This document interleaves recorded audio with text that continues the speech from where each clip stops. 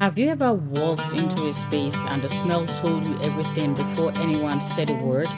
A church with frankincense still hanging in the air, a grandmother's house that smells the same every time you visit, a mosque before Friday prayer. Ancient Egypt built an entire civilization on that idea that you can walk into a space and the scent of the place or the fragrance will tell you exactly what is going on. They believed fragrance was how you spoke to the gods, how you healed the sick, and how you carried the dead safely into the next life. And they had one recipe at the center of all of it. They burned it every single night, in every temple, in every home, for thousands of years. They called it Kyphi. Last episode, we went all the way back to the beginning. Taputi, the oldest named perfumer in the written record, making aromatic salves in Assyria over 3,200 years ago. If you haven't seen ASF Archive episode 1, it will be worth it to go back to it. In this episode, we are in Egypt, not because Egypt invented perfumery, Mesopotamia did that, but Egypt is the one civilization that took fragrance and made it everything. Worship, medicine, death, status. No single substance tells the story of Egypt's relationship with fragrance better than Kyphi. In every Egyptian temple, the same routine was followed every day for thousands of years. At dawn, they burned frankincense, and that was to represent the arising or the rising of the sun god Ra being born. So when the sun started to rise in the morning, they burned frankincense. At midday, when the sun was at its peak or the sun god Ra was at his highest point, they burned myrrh. And at dusk, as the sun started to set, signifying the sun god Ra dying or going under to restart the journey to rise again the next morning, they burned Kyphi.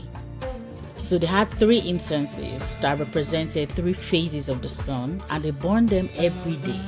Not just in temples, but in most homes too. So what that means is the entire country smelled the same thing at the same time, every single evening for centuries.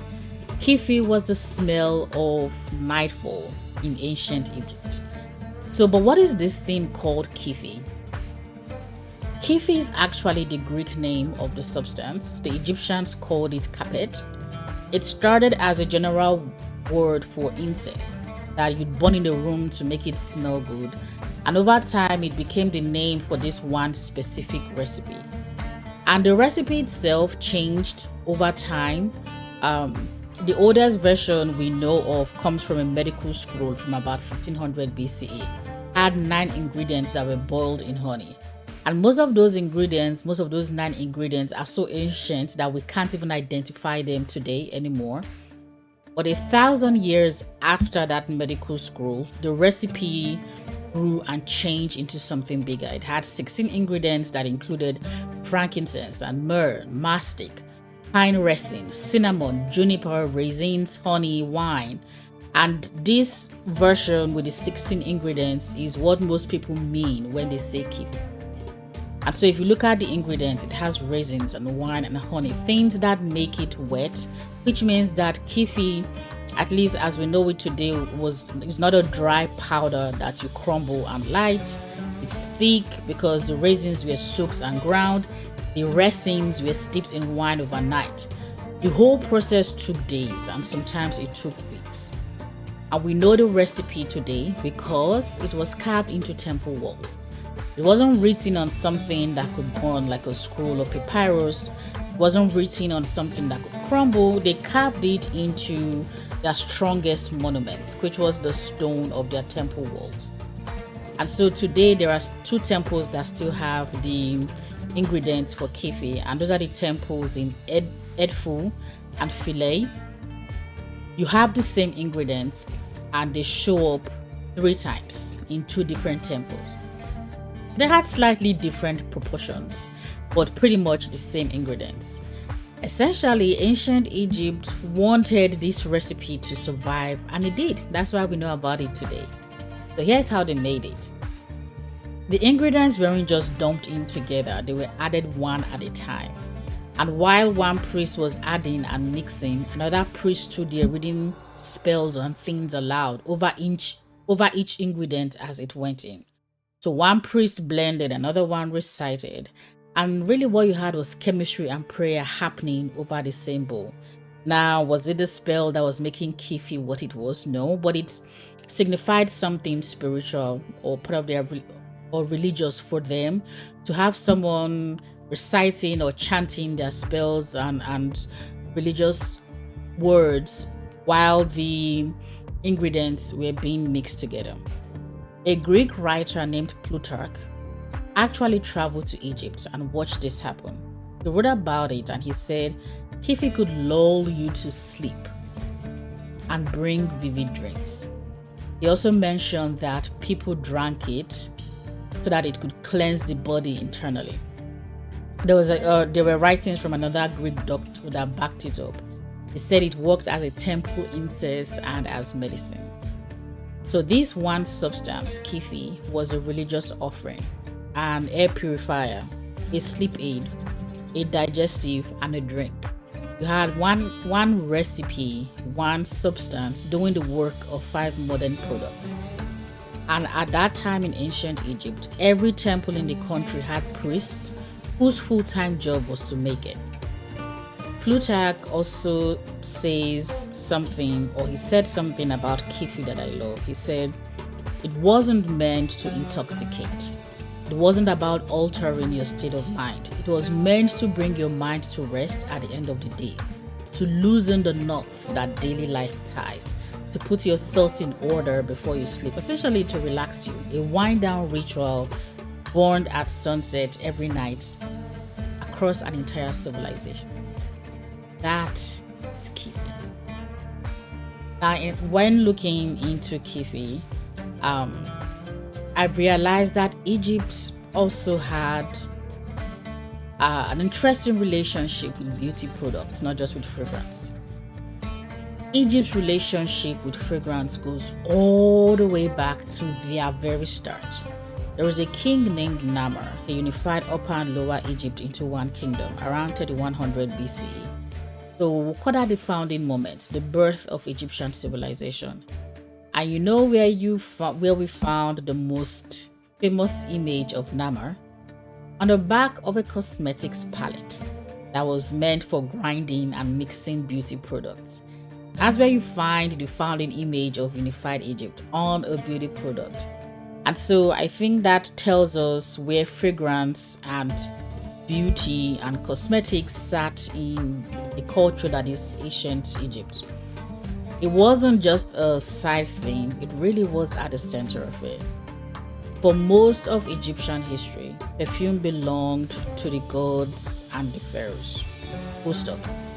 It wasn't something regular people could just go and buy. Temples had dedicated rooms that were for making perfume, staffed by priests. They were close to the public, and the recipes were handed down orally. They were kept mentally by people.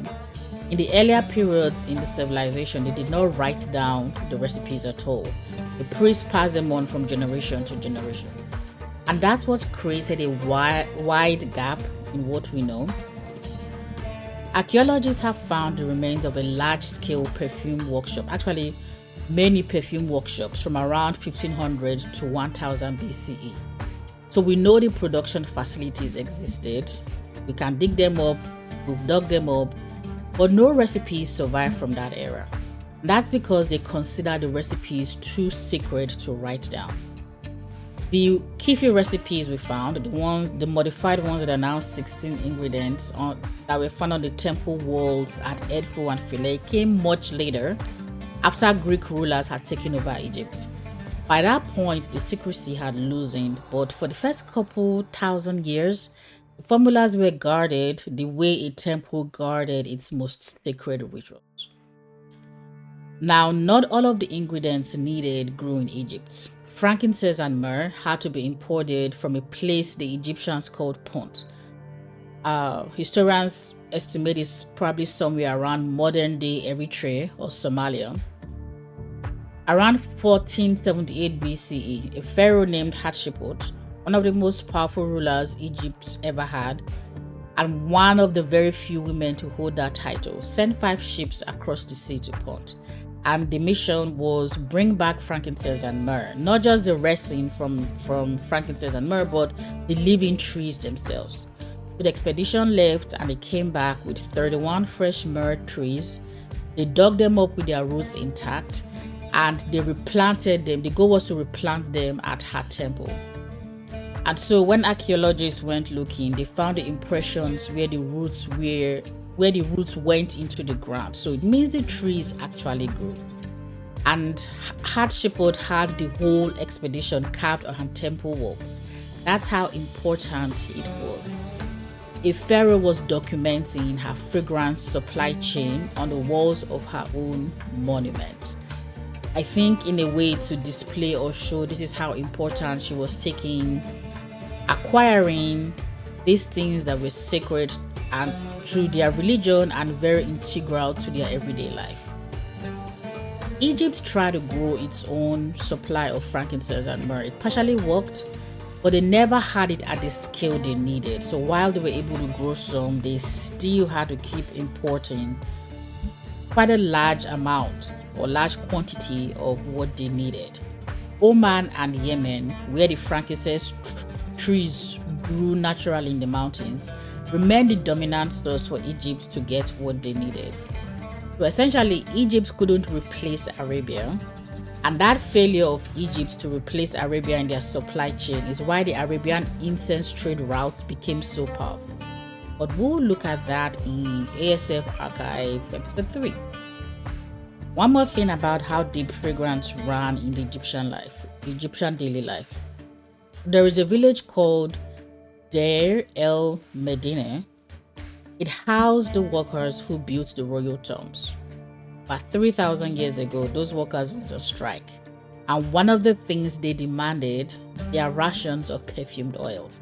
I mean, imagine it today, where factory workers or construction workers will go on strike and decide they were not lifting a finger until you give us our share, our ration of our perfume oils.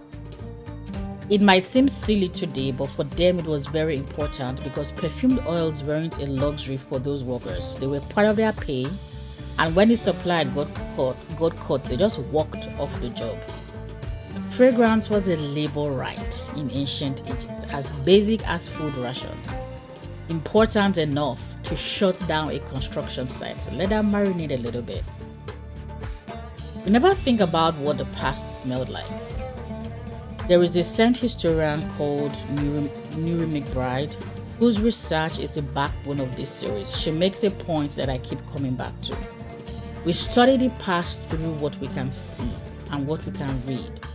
We picture pyramids, gold masks, hieroglyphics, but we almost never ask what any of it smelled like. Every temple, every home, every tomb in ancient Egypt was designed to smell a specific way, and those smells meant something. They were as real and as intentional as anything carved or painted. We look at the past, but we really don't smell it. And nowhere did the smell matter more to the Egyptians than in how they treated their dead. I'm pretty sure most of us have heard about mummies or Egyptian mummies. And when we think about them, we think about wrappings and tombs.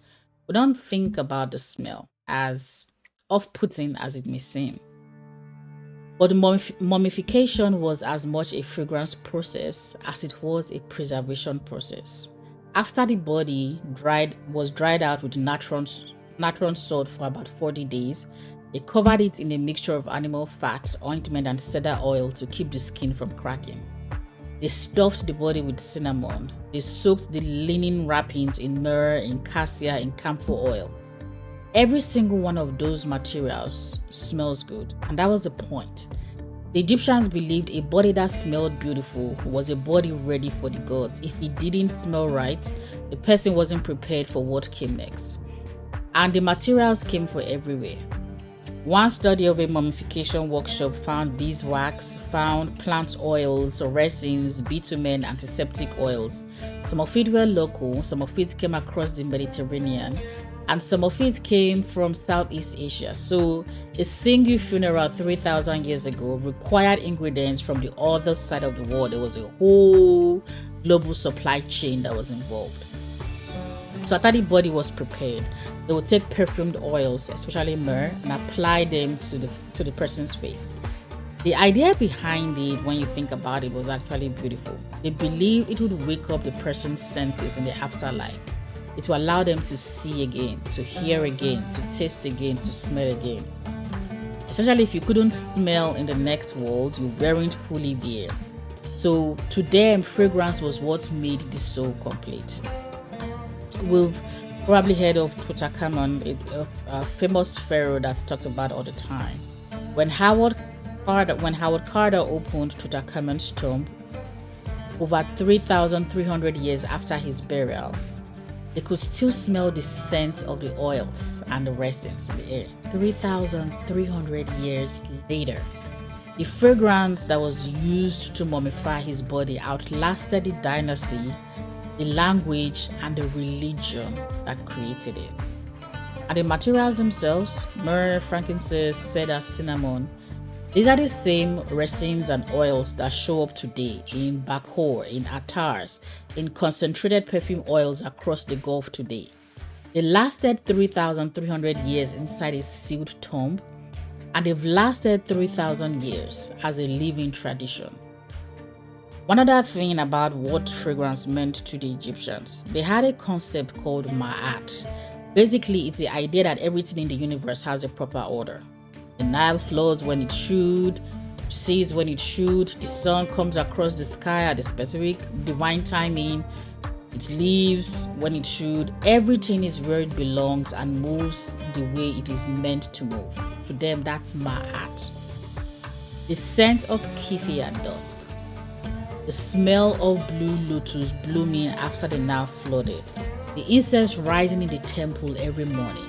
The Egyptians would have associated all of those familiar smells with ma'at, with things being right, with the world working the way it's supposed to. Imagine living back then and waking up one morning and you're not smelling anything, or preparing to end your day and Kyphi is not smelling anywhere. It would be an indication that something is not working the way it should. So for them, fragrance wasn't just pleasant, it was evidence that the universe was functioning correctly. So when those same fragrances showed up in the mummification process, they weren't just preserving the body, they were placing the dead person inside that order, that universal order, surrounding them with the smell of a universe that still works, even in death. So that's what Kyphi was, not an air freshener, but a link between the human world and the divine, born at the exact moment the sun died every evening, signaling that the journey through darkness had begun and that eventually morning. Exploring Egypt's relationship with fragrance is a lot deeper than I have, and more extensive than I have covered in this episode, but there is one more chapter I think we can touch on. After the pharaohs, Egypt was conquered by Greek rulers called the Ptolemies. They inherited everything, the perfume labs, the recipes, the supply chains. But they saw it differently. Where the pharaohs had treated perfume as sacred, the Ptolemies treated it as a luxury export, a luxury good. They turned temple perfumery into a business and shipped it across the Mediterranean. Where the pharaohs kept it as something closely guarded and religious and sacred to them, with the Ptolemies, it was just a high-end good and a way to make money for the empire. That moment when the Ptolemies made the choice to treat fragrance as a luxury export, I think that's the moment when Egyptian fragrance became one of the ancestors of Western perfumery.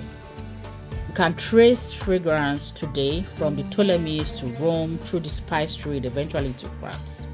And we'll get into it hopefully in future episodes. This series, ASF Archive, follows the Eastern trade because while the Greeks were commercializing Egyptian perfume, something else was happening further south. The same frankincense and myrrh that Hatsheput sent 5 ships to collect was growing in abundance in southern Arabia, in Oman, in Yemen, and the trade in those rations built a civilization of its own. Last episode, I told you about a Turkish team that recreated Taputi's 3,200-year-old perfume from a clay tablet. Well, in 2023, a research team in Germany did the same thing with Egypt. They identified the embalming balm used on a noblewoman named Senetnay, mummified around 1450 BCE. A French perfumer recreated the scent. The scent itself is on display at a museum in Denmark right now, but she described it as woody and resinous, balsamic, very warm and powerful. So in Denmark, and now I don't know if they will allow you to take a sniff. If they do, that is something I have to put on my bucket list. If they will allow you, you can actually go to Denmark and smell the Egyptian afterlife. And so in those kinds of way, we are smelling the ancient world again. And in ASF archive, we're going to try to get closer to the present from the ancient world. So in the next episode, next ASF archive episode, we're going to be exploring the incest routes. Touch upon it in the regular ASF, I believe episode 1 or 2. We're going to take a look at the trade routes that involve frankincense from Oman, myrrh from Yemen, the caravan economy that made southern Arabia the fragrance capital of the ancient world, and the reason the Gulf tradition exists at all. Essentially, we are going to try and attempt to answer the question, why the Gulf? So continue to follow for ASF regular episodes and ASF archive episodes. I will see you at the next one.